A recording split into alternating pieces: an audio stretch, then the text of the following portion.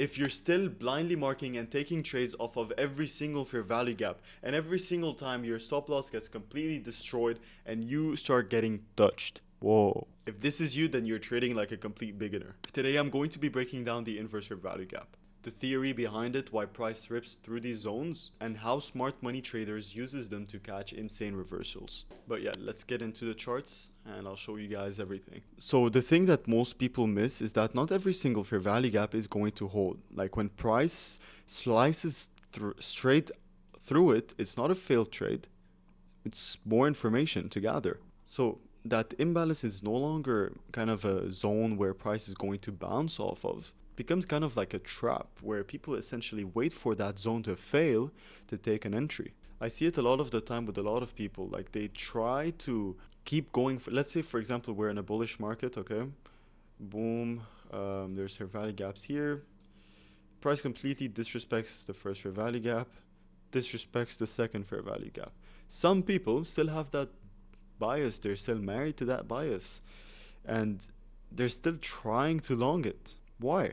I mean, the imbalances got filled and they got completely disrespected. Smart money traders instead will use this opportunity to flip their bias and take shorts off of the fair value gap that got inversed. Because when a fair value gap gets completely violated and price just closes, let's say for a bullish context, below the fair value gap, and on a bearish context above the fair value gap, it is no longer a bouncing zone, it is an entry zone to the opposite end. Let me draw it for you guys to show you how to market properly, because it's very easy.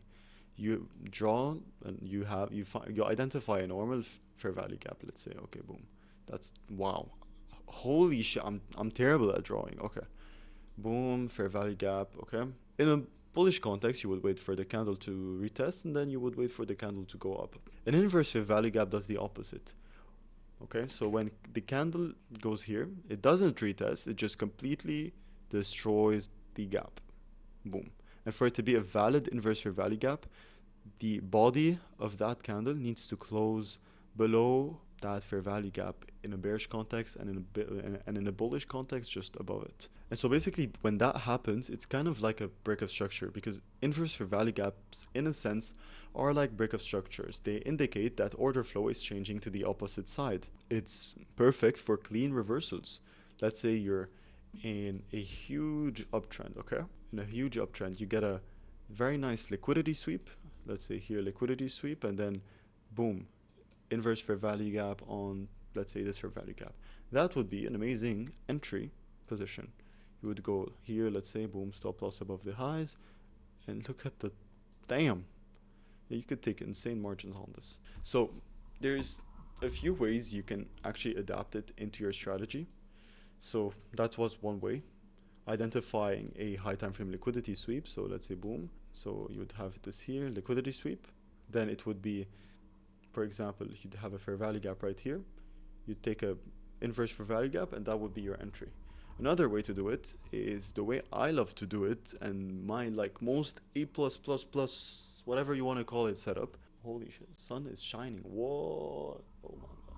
What the fuck, bro, the sun is shining so much.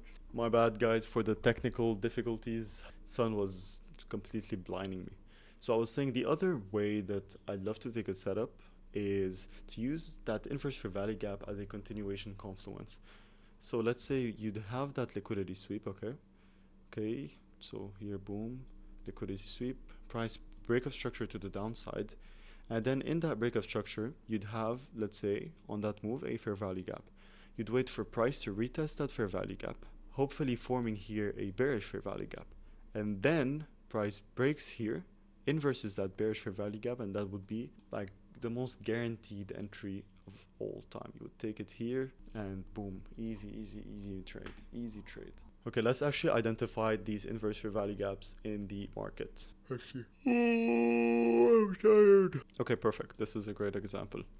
As you can see here, this is a perfect example. Most likely there was an SMT divergence on these highs between Nasdaq and ES. We'll check later. So let's say on ES it swapped liquidity. We have a fair value gap right here. You'd expect that price to go up, and so yeah, it did.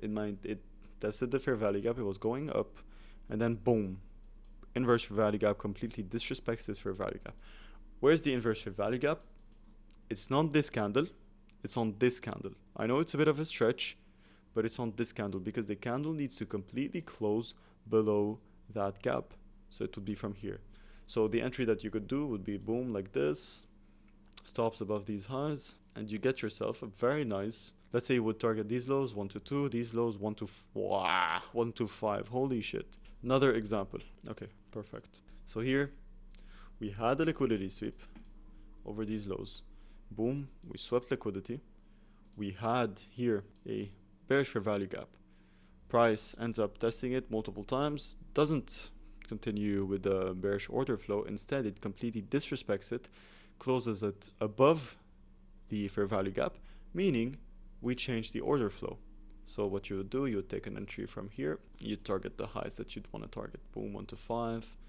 You have some more highs you want to target. Here, boom, 1 to 274, 1 to 4, the whole move. So very easy. Again, let's find another and one last example. Okay, boom, another example. Price sweeps liquidity. Boom, here we have a fair value gap. Instead, this time, price doesn't even test it. It just completely rams through it. And then, boom, you take the trade here. Nice one-to-one action. But yeah, that's very easy. You'll find a bunch of them everywhere on the charts. Just make sure to have context behind it. Don't take any inverse fair value gap that you see, because there's a probability also that they won't hold themselves. Price would inverse the gap and then shoot back up and fuck you over.